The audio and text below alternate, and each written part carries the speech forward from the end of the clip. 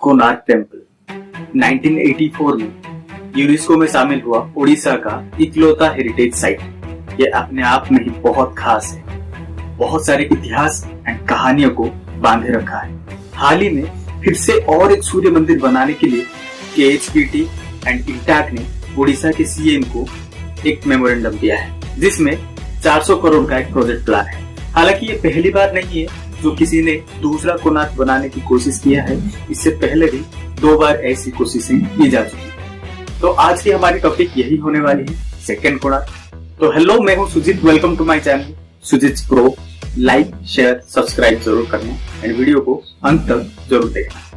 Y second Konark, इस बारे में तो हम बात करेंगे, लेकिन इससे पहले कोणार्क मंदिर एंड इसको दोबारा क्यों बनाना चाहते हैं लोग, इस बारे में थोड़ा बात कर लेते हैं। राजा नरसिम्हादेव के द्वारा 1250 में बना ये मंदिर भगवान सूर्यदेव को समर्पित है। इसको ब्लैक पगोडा भी कहा जाता है।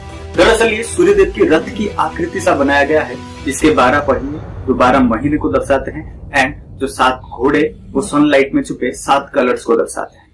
इसमें बहुत सारे पेड़ पौधे, जानवर, देवता, इंसानों की प्रतिमा बहुत बारीकी से पत्थरों में खोदित किया गया है। कहा जाता है कि इसमें जो भगवान सूर्यदेव की प्रतिमा थी वो शक्तिशाली मैग्नेट की वजह से हवा में लटकती रहती थी, और इतनी एडवांस्ड एंड साइंटिफिक तरीके से इसको बनाया गया था कि सूर्यदेव की पहली किरण प्रतिमा के नाभि पर पड़ा करती। और ऐसा भी कहा जाता है कि जब जहाज मंदिर के पास से गुजरती थी तो वो शक्तिशाली मैग्नेट की हाई मैग्नेटिक फील्ड की वजह से उस जहाज के कंपास नाकाम पड़ जाते। दरअसल ये मंदिर बनने के पीछे कहानी है। 1238 से लेकर 1264 तक राजा नरसिम्हादेव का राज था, तो उनको सूर्यदेव की एक मंदिर बनाने को मन हुआ।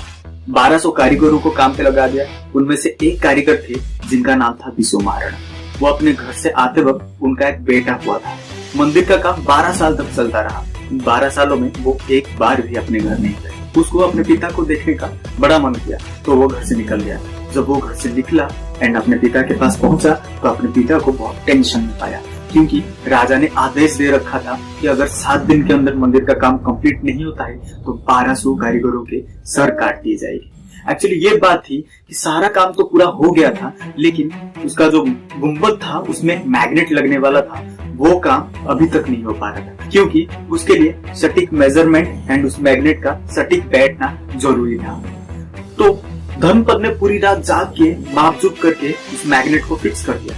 बाद में उसको लगा, मान लो कि राजा को अगर पता चल जाता है कि 1200 कारीगर जिस काम को मिलकर नहीं कर पाए उसको एक 12 साल के लड़के ने कर दिया है, तब भी वो उन 1200 कारीगरों को पनिशमेंट दे देंगे। इसलिए वो उस मंदिर के ऊपर से छलांग लगा दिया और उसका देहांत हो गया। बाद में ब्रिटिशर्स आए और उस मंदिर में बहुत तोड़ फोड़ मचाकर उस मैग्नेट को निकाल कर ले गए। ब्रिटिशर्स से पहले भी कुछ इन्वेडर्स आए थे इंडिया में, उनके द्वारा भी मंदिर को भारी नुकसान पहुंचा था।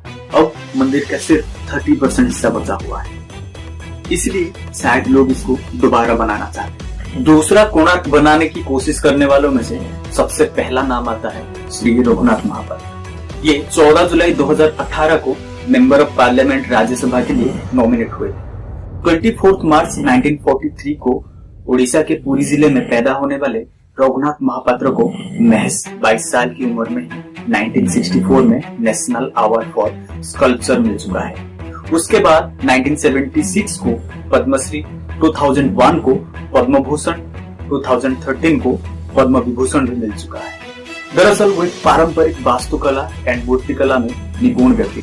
12 फरवरी 2013 को ओडिशा में बीजेडी की सरकार थी। सरकार को टूट चुके कोणार्क मंदिर की तरह और एक मंदिर बनाने के लिए फंड्स एंड परमिशन की अपील किए थे, जो कि इसमें 300 करोड़ खर्च होने वाले थे, और उस मंदिर का नाम रखना चाहते थे आदित्य नारायण टेम्पल, यानी कि वो कोणार्क के एक जेरॉक्स कॉपी बनाना चाहते हैं।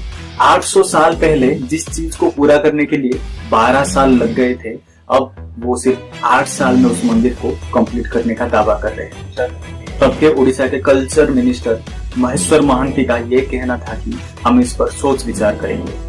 हालांकि रघुनाथ महापात्र का ये कहना था कि वो 1970 के आसपास ये कोशिश कर चुके हैं, जब सेंटर में इंदिरा गांधी की सरकार थी एंड उड़ीसा में जानकी वल्लभ पटनायक की गवर्नमेंट थी। उस वक्त इंदिरा गांधी ने कहा कि हम इस पर विचार करेंगे। फिर 1971 में इंडिया पाकिस्तान की वॉर छिड़ गई और इसमें वो बिजी हो गई और इस पर खास नहीं ध्यान दे पाई। लेकिन 2013 में social media and main stream media काफी एक्टिव हो चुकी। ये बात चर्चे में आ गई कि कोई हूबहू कोणार्क के जैसा टेम्पल बनाने का दावा कर रहा है। बात चर्चे में रही और बहुत सारे लोगों को एंड खुद सरकार को इस पर यकीन नहीं हुआ कि हाउ इज दिस पॉसिबल। बार बार सरकारों के दरवाजा खटखटाने के बाद रघुनाथ जी तंग आ चुके थे। फिर उन्होंने खुद के पैसों से ओरिजिनल कोणार्क की 30 किलोमीटर दूरी पर साक्षी गोपाल नाम का एक जगह है, वहां पे 100 एकड़ की जमीन ले ली और 6 महीनों में वो एंड उनके 14 स्टूडेंट को लेकर डिट्टो कोणार्क की आर्किटेक्चर को कॉपी करके एक दीवार के साथ 2 पहिए लगाकर 1 दिसंबर 2017 को ओडिशा के गवर्नमेंट को दिखा दिया। लेकिन तब भी कुछ खास रिस्पॉन्स नहीं आया गवर्नमेंट की तरफ से। ये बात फिर चर्चे में रही एंड काफी राजनीति हुई इस बात पर नतीजा वही निकला कि सरकार की तरफ से कोई फंडिंग, कोई मदद नहीं मिली। उसके 8 महीने बाद प्रेसिडेंट रामनाथ कोविंद के जरिए वो 14 जुलाई 2018 को मेंबर ऑफ पार्लियामेंट राज्यसभा के लिए नॉमिनेट हुए। तब उनकी उम्मीद फिर से जागता दिखाई दे रहा था। उनका लिटरली ये कहना था कि मेरा दूसरा कोणार्क बनाने का सपना पूरा होता दिख रहा है। उन्होंने प्राइम मिनिस्टर नरेंद्र मोदी से इस बारे में बात की एंड बीजेपी के केंद्रीय मंत्री धर्मेंद्र प्रधान ने भी उनका समर्थन किया। अंततः सिर्फ और सिर्फ राजनीति ही हुई। फिर 9 मई 2021 को कोविड की वजह से उनका देहांत हो जाता है। तो उनके दोनों बेटे भी कोविड के चलते नहीं रहे। उनका कहना था कि मेरा फ्यूचर में एक सपने के अलावा दूसरा कुछ नहीं है। मैं सिर्फ और सिर्फ लुप्त हो चुके कला को बचाना चाहता हूँ। मैं कोणार्क जैसे और एक कोणार्क बनाना चाहता हूँ। तो दूसरा कोणार्क बनाने की कोशिश करने वालों में से एक नाम आता है ओम बाबा, जो 2017 में बिग बॉस 10 में आने के बाद काफी चर्चे में रहे। ओम बाबा ने भी दूसरा कोणार्क बनाने की कोशिश की। 14 अक्टूबर 2019 को बाबा ने अनाउंस किया कि वो कोणार्क का एक रेप्लिका बनाना चाहते हैं और उनका कहना था कि वो इस बारे में प्रेसिडेंट एंड कल्चर मिनिस्टर से भी बात कर चुके हैं और उनको अंबानी और आदित्य बिरला जैसे लोग फंडिंग करने वाले हैं। उनका ये भी कहना था कि जब देश आजाद हो रहा था तब Jawaharlal Nehru and Lord Mountbatten के बीच एक सीक्रेट पैक्ट हुआ था ताकि वो मंदिर को सील कर दिया जाए। अनाउंस करने के बाद बाबा ने चंद्रभागा में 6 एकड़ की जमीन दी एंड राजस्थान से सूर्यदेव की मूर्ति मंगवा कर वहां पे पूजा करने लगे। लोकल लोग भी इस बात पर खुश नहीं थे क्योंकि बाबा का सोशल इमेज बहुत ही खराब था।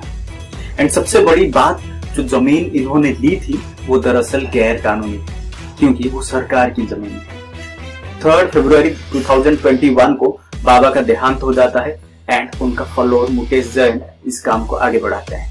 23 दिसंबर 2021 को पुरी के डिस्ट्रिक्ट कलेक्टर ने गोप तहसीलदार को उस जगह की लैंड रिपोर्ट मांगते हैं एंड 17 नवंबर 2021 को कोणार्क के आरआई मंदिर बनाने वाली कमेटी को काम बंद करके जगह खाली करने को एक नोटिस भेजती।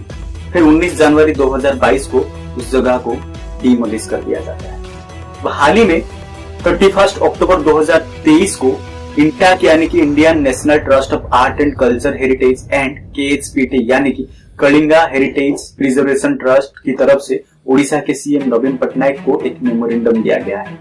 वो भी 400 करोड़ बजट में एक ग्लोबल सन टेम्पल बनाना चाहते हैं, जो कि कोणार्क की कॉपी तो नहीं होगी लेकिन मौजूदा कोणार्क का एसेंस जरूर होगा उसमें। ट्रस्ट के हेड अनिल देव, जो कि द सन टेम्पल कोणार्क के राइटर भी है, उनका कहना है कि कोणार्क के आर्ट को बचाया जाना चाहिए। जैसे राम मंदिर सक्सेसफुली बन रहा है एंड ये नेशनल प्राइड है, वैसे ही सन टेम्पल बनना चाहिए जो कि ग्लोबल प्राइड हो। तो दोस्तों, ये तो थी दूसरी कोणार्क की कहानी। आपको क्या लगता है, दूसरा कोणार्क बनना चाहिए या नहीं? आप कमेंट करके बताएं।